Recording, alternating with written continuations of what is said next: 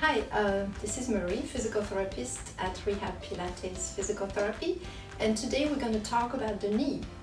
So the knee, this joint, as you know, is part of the lower extremity, and then it's an important joint. It's a weight-bearing joint, and of course it's allowing us to walk and to run and to exercise and to be on our feet. But the health of the knee is very important. It's depending also of a support of above the hip and core above, and the support of course of the lower part of the leg, the foot and ankle. So the anatomy of the knee, we have the femur, and then we have the tibia, and of course the kneecap.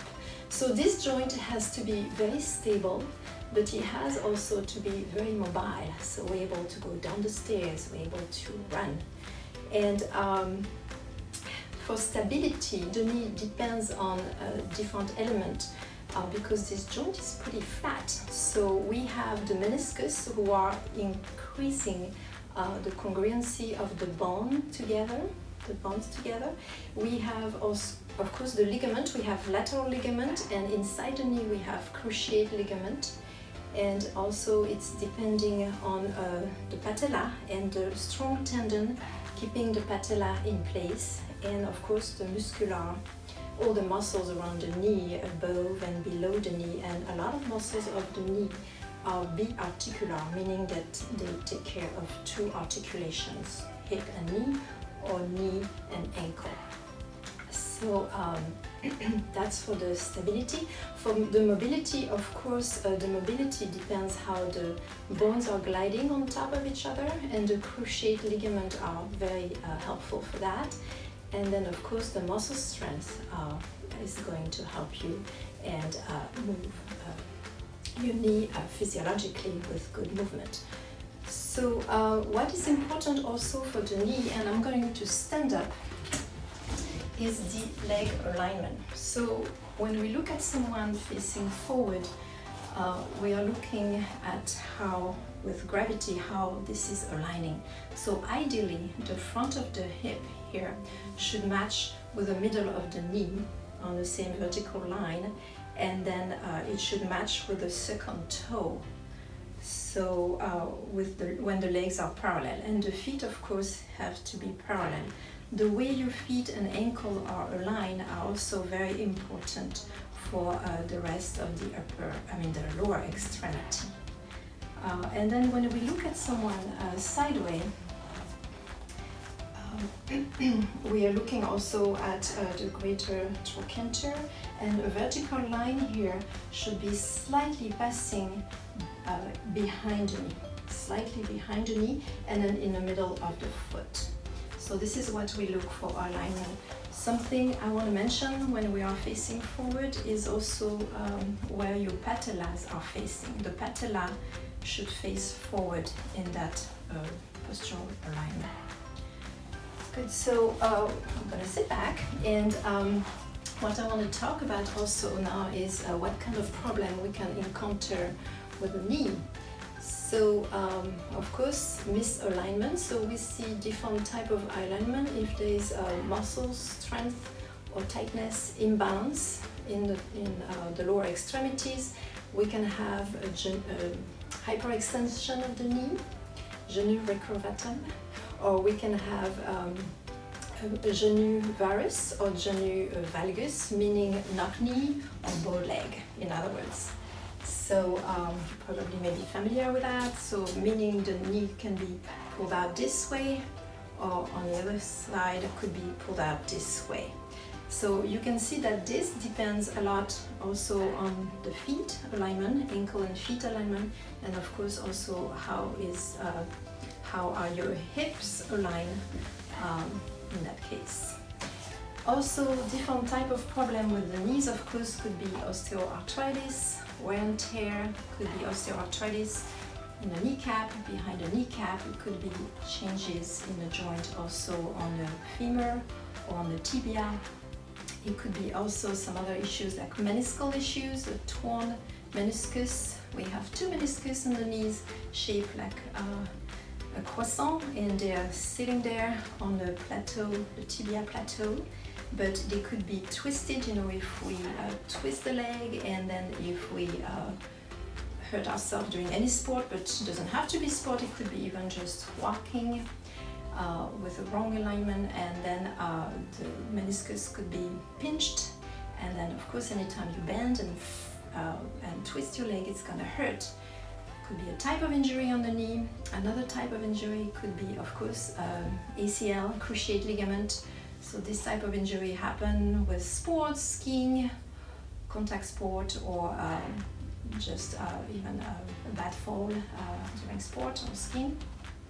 We can have also medial collateral ligament or lateral collateral ligament injury. Again, it's lateral stability of the knees compromised with sports or trauma.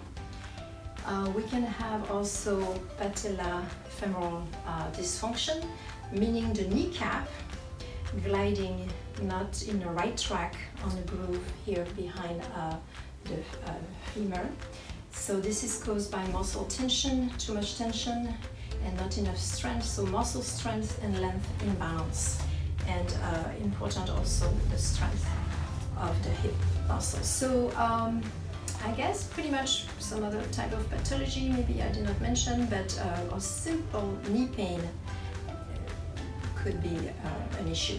So in order to address that, it's important to support the above and the below health of the tissue, of the muscles, of the joint. So making sure your hips have good mobility, so practicing range of motion for the hip, practicing range of motion for the ankle and the foot, and then strengthening the above and strengthening the below as well before we directly strengthen the quadriceps. I'm going to show you a few exercises, and we're going to start first in a prone position. I'm going to get a little prop ready here. So I'm going on my tummy,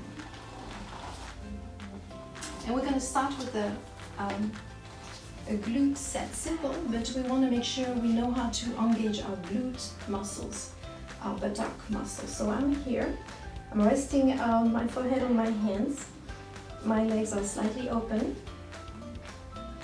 I make sure I engage my abs muscles here, and I'm going to focus on being aware of my sitting bone, the bone we're sitting on, and I'm going to try to bring them together. So it's not a big clench of your glute muscles, but it's just being aware that your sitting bone can be closer together. You hold the time you're exhaling, and then you release. So you're going to do that 10 times, and ideally it would be good to do 3 sets of 10. So you exhale and you feel your sitting bones are getting closer together, and then you release. So it's a gentle contraction of your glutes, but be aware of how to contract your glutes and not just a big clenching of the muscles. That's the first exercise. The second exercise is going to address the hamstrings. I'm going to have a little towel here that I put right underneath my knee, just above the knee. So the lower thigh, just to elevate a little bit my thigh here. Go back to that position, and keeping my the first exercise on, I'm going to engage my glute by bringing my sitting bones together. And from here, I'm going to gently bend my knees as I can, not more than 90 degrees. And then I'm going to come back down slowly. So this is a hamstring curl, but being aware of keeping your glute engaged, not going too far up, this could hurt the knee. And then making sure also that your leg is on line, your heel is going toward your sitting bone. Breathing, coming back, inhaling, bending, coming back. So the same, this would be done 10 times, and ideally 3 sets of 10 would be better for gaining more strength. Another option to get a little bit more upper hamstring would be to gently, when you're here in flexion, you gently try to bring the foot toward the ceiling. So a little bit more glute and upper hamstring if it's possible. So I barely lift my thigh from the towel, but in this case I really engage upper hamstring and definitely glutes. Making sure you keep your abs muscles in towards your belly button. When your belly button in, there we go, and then you take a break. So ideally the same, 10 times, 3 sets. Good, so we're going to change position. We're going to work the VMO, the lower part of your quad, and I need another prop that I can't get.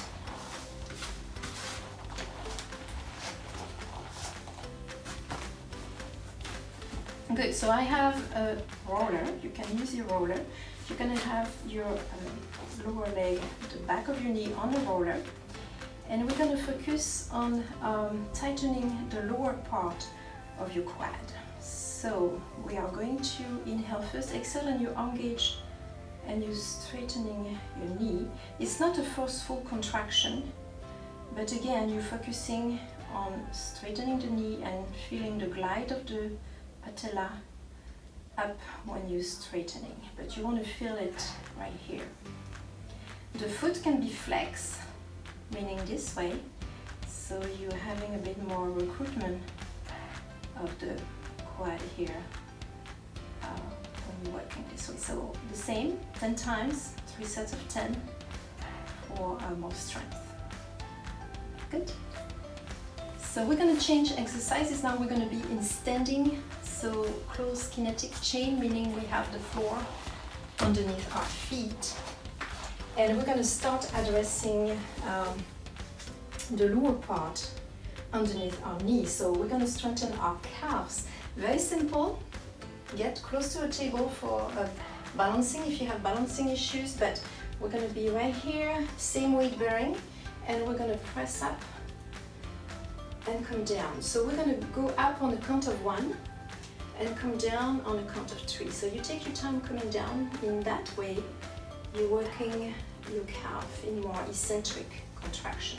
So you go 1, and you go 1, 2, 3, and 1, and then 1, 2, 3. When you do that, try to keep your knees straight, not locked, not hyperextended, but straight.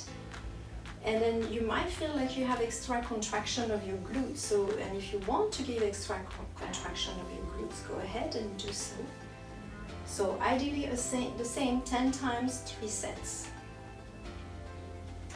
Then to make sure we're the same weight bearing on each side, and probably we should have started with that, you can shift your weight side to side. So like a pendulum, you're moving your weight to the right, your weight to the left, keeping your body upright, feeling the pressure on the whole foot, not just your heels. Make sure that the whole foot is feeling the pressure, the big toe, the little toe, the midfoot. And then find your middle, and we're going to do some hip abduction to strengthen the glute here. So you're strengthening the weight-bearing leg and the moving leg at the same time. So from here, we're going to go and kick the leg out, feeling the crease come from here. Making sure your body stay upright. Hold on if you have to.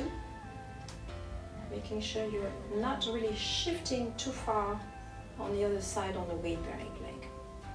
10 times, 3 sets. And then on the other side, find your middle, and then go ahead and lift. Sideways hip abduction, strengthening your gluteus medius. And the weight-bearing leg is working too. Keep your abs engaged, the belly button into your spine, and keep a nice sense of elongation throughout the whole spine. So this is for hip abduction. And then the other exercise I want to show you here, it's going to be hip extension. So you're going to gently, same position, posture. You're going to bring your leg back, extending your hips. So we have about 20 degrees of hip extension, not much. Making sure you stay upright. Feel your glute contraction. Exhale when you're pressing back, and keep your abs muscles engaged. course the other side. Keeping that sense of elongation throughout your spine, tall. Okay. 10 times 3 sets. And the last exercise I want to show you for now, it's going to be a mini squat. I'm going to show you sideways, legs apart, pretty much like the width of your hips. We're going to hinge our hips back a little bit, and then we're going to bend our knees, making sure that your knee stays on the same vertical line with your second toe. And then you bend, and then you come back. Keep your abs on, neutral spine, making sure also your head is aligned with your spine. And then ideally the same, 10 times, 3 sets.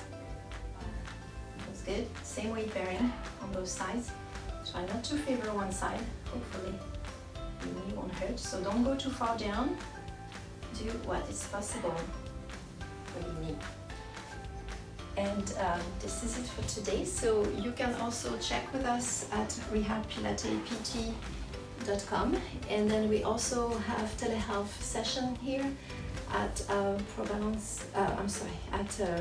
Rehab Pilates Physical Therapy, and then we can also see you here in person. Thank you.